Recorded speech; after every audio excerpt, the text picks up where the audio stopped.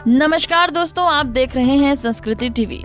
पितृदोष क्या होता है? पितृदोष ये कुंडली में दिखाई देने वाला दोष होता है। यदि किसी व्यक्ति की कुंडली में पितृदोष है तो उसे पितृदोष निवारण पूजा करने से अवश्य ही लाभ होगा। पितृदोष के बुरे प्रभाव को कम करने के लिए ही ये पूजा की जाती है। पितृदोष के साथ जन्म लेने वाले साधक के जीवन में अनेक उतार चढ़ाव तथा कठिनाइयाँ उत्पन्न होती हैं।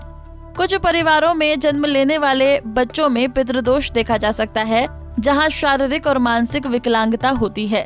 पितरों के शाप के कारण होने वाले दोष को पितृदोष कहा जाता है। पितृदोष का मूल कारण है पितरों की श्राद्ध पूजा न करना। जब परिवार का कोई दूसरा सदस्य अकाल मृत्यु से या शादी के पहले या अन्य किसी कारण से मृत होता है तो उसका श्राद्ध होना आवश्यक है।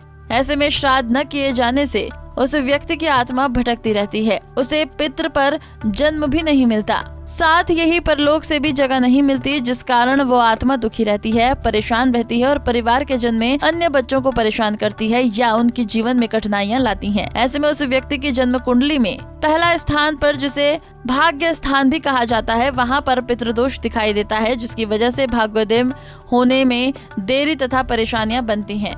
हमारे परिवार के पूर्वज यानी कि पितृ होते हैं। मृत परिजनों का विधिवत श्राद्ध कराया जाना आवश्यक है तथा श्राद्ध पक्ष की तिथियों में लोग अपने पूर्वजों की आत्म शांति के लिए तर्पण करते हैं। भाद्रपद मास की शुक्ल पूर्णिमा से लेकर अश्विन मास की कृष्ण अमावस्या तक की अवधि को पितृपक्ष कहा जाता है। पितृपक्ष में पूर्वजों की शांति के लिए पितृदोष पूजा की जाती है। पितरों की शांति न होने से पितृदोष लगता है। पितृदोष के परिणाम। पितृदोष के कारण जन्म से ही मानसिक या शारीरिक अंगों का विकास ठीक ढंग से नहीं होता। बाल्यावस्था में अनेक रोग एवं व्याधि शरीर को व्याप्त करती हैं। कुमारावस्था में पढ़ाई में मन नहीं लगता या शिक्षा में बार बार बदलाव होता है। किशोरावस्था में व्यसन घेर लेते हैं, पढ़ाई बीच में ही अधूरी रह जाती है। प्रौढ़ावस्था में नौकरी, व्यापार तथा शादी में स्थिरता प्राप्त होती है।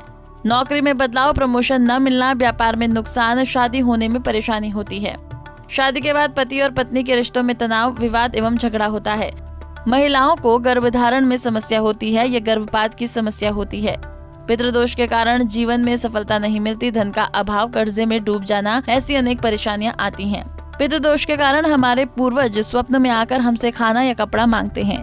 पितृदोष की वजह से स्वप्न में नाग दिखाई देता है जो हमारा पीछा करता है। पितृदोष पूजा विधि।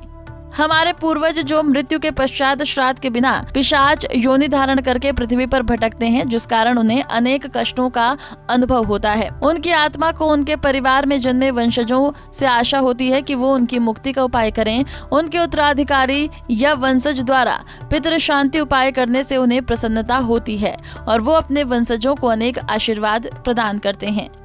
पितृदोष निवारण पूजा त्र्यंबकेश्वर से होने वाली विशेष पूजा है। इस पूजा से एक दिन पूर्व त्र्यंबकेश्वर में उपस्थित रहना आवश्यक है।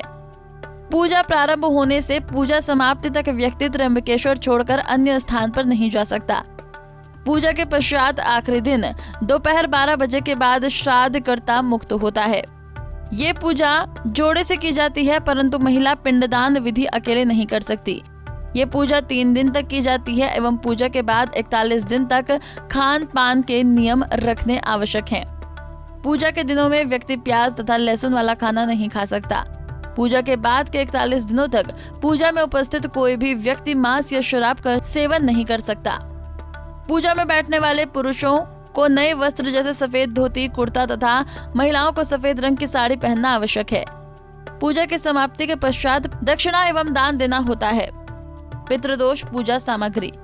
रोली, जनेऊ, कपूर, शहद, चीनी, हल्दी, रक्षा सूत्र, हवन सामग्री, देसी घी, मिष्ठान, गंगाजल, कलावा, गुलाबी कपड़ा, हवन के लिए आम की लकड़ी, आम के पत्ते और 5 प्रकार की मिठाई। पितृदोष निवारण मंत्र। पूर्वजों के स्मरण में प्रतिदिन ओम श्री पितराय नमः तथा ओम श्री पितृदेवाय नमः का 21 बार जाप करें। ओम श्री पितृभ्य नमः मंत्र का 51 बार जाप करने से पितरों को प्रसन्नता होती है।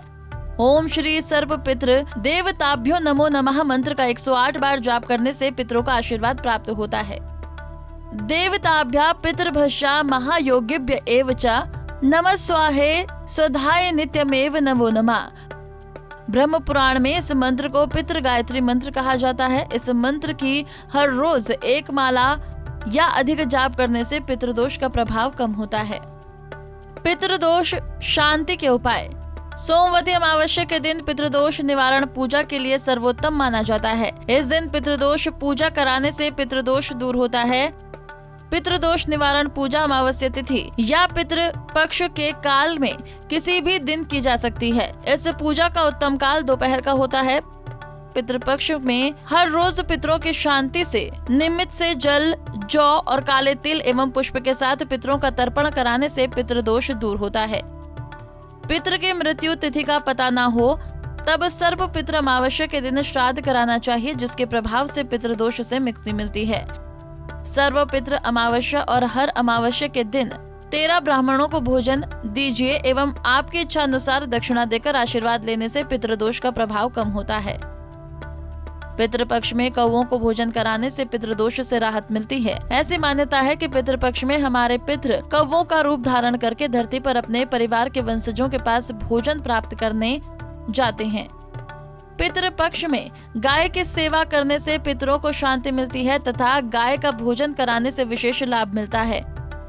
महामृत्युंजय मंत्र का जाप 21 सोमवार तक करने से पितृदोष का प्रभाव कम होता है।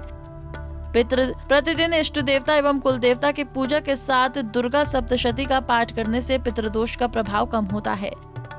पीपल के वृक्ष की 108 दिन तक निरंतर 108 परिक्रमा करें एवं पितरों का स्मरण कर उनका आशीर्वाद मांगें।